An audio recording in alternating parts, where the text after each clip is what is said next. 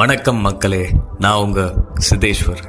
இன்னைக்கு journey of சோல்ஸ்ல இருந்து ஒரு ஆன்மா எப்படி உடம்பை தேர்ந்தெடுக்குது அப்படின்றத பார்க்கலாம்.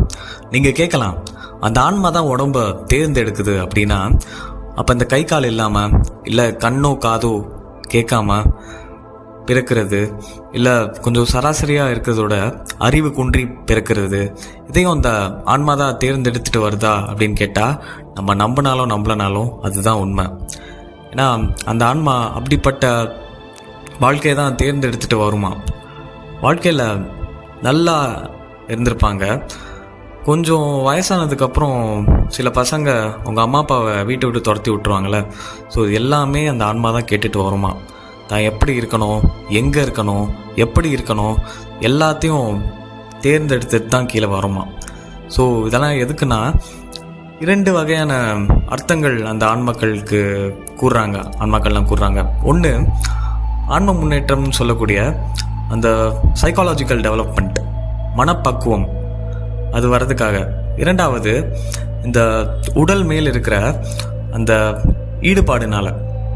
ஸோ நம்ம பேச்சு வழக்கில் சொல்லுவோம்ல, இந்த பிறவியில் ரொம்ப கஷ்டப்பட்ட நீ, அடுத்த பிறவிலையாச்சும் நீ சந்தோஷமாக இருக்கணும், இல்லை ரொம்ப மோசமான ஆள், தப்பு பண்ணிக்கிட்டே இருக்க, உனக்கு கண்டிப்பாக ஒன்று காத்துட்ருக்கு. ஸோ அப்படிலாம் சொல்லுவாங்கள்ல, அதெல்லாம் உண்மைதான் அப்படின்னு சொல்கிறேன். அதாவது நம்ம கர்மான்னு சொல்கிறோம் இல்லையா, நம்ம செஞ்ச செயலுக்கான விளைவுன்றத நம்ம வாலண்டரியாக ஆன்ம முன்னேற்றத்துக்காக துன்பப்பட்டு தான் நான் ஆன்ம முன்னேற்றன்றதை அடையணும். ஏன்னா அப்படி அடைகிறது தான் வேகமானது.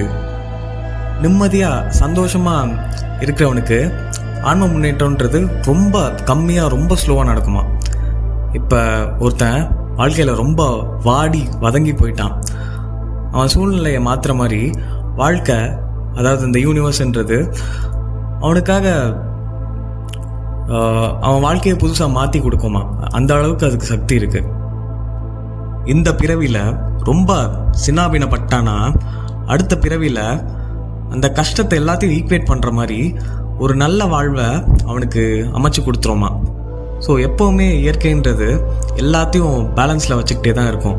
ஏற்றம் இறக்கம்ன்றது கிடையவே கிடையாது. இது எல்லாத்தையும் மனசில் வச்சுக்கிட்டு ஒரு கேஸ் ஸ்டடி ஒன்று பார்க்கலாம்.